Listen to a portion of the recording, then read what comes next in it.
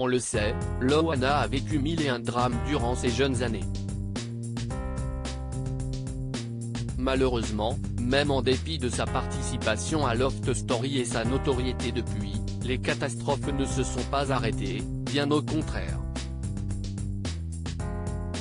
Ce vendredi 23 juin 2023, nos confrères de Voici ont dévoilé une interview dans laquelle l'ancienne bimbo fait de nouvelles révélations effarantes. Loana n'a pas vécu une vie de tout repos.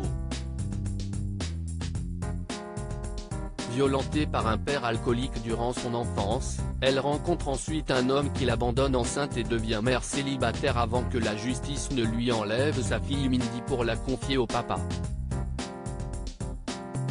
Elle participe ensuite à Loft Story, en 2001 sur M6, émission qu'elle remporte et grâce à laquelle elle accède à une immense notoriété.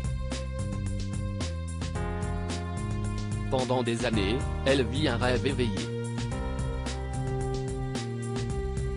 Mais ce dernier se transforme rapidement en cauchemar lorsqu'elle s'entoure de personnes malveillantes et finit par tomber à son tour dans la drogue et l'alcool. Arnaque, agression, violence conjugale, problèmes financiers, tentative de suicide, séjour en hôpital psychiatrique. Loana sombre et ne parvient plus à sortir la tête de l'eau.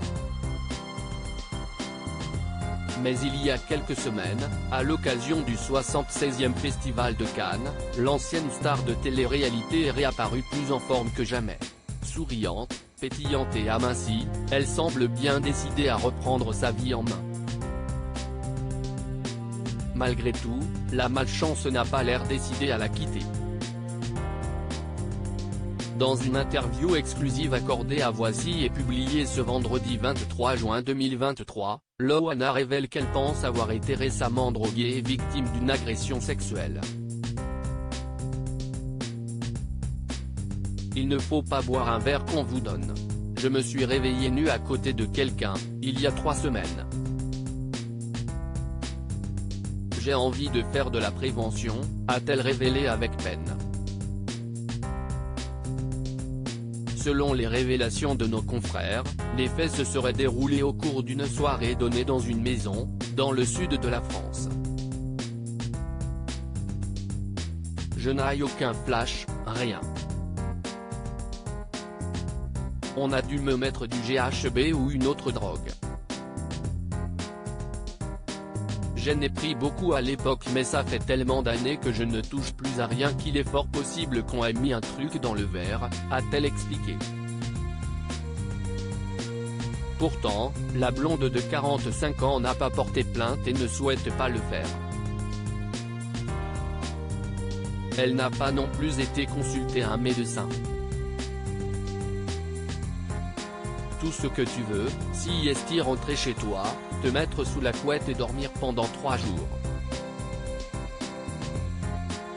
Cette mauvaise sensation, je n'aurais jamais voulu que ça m'arrive.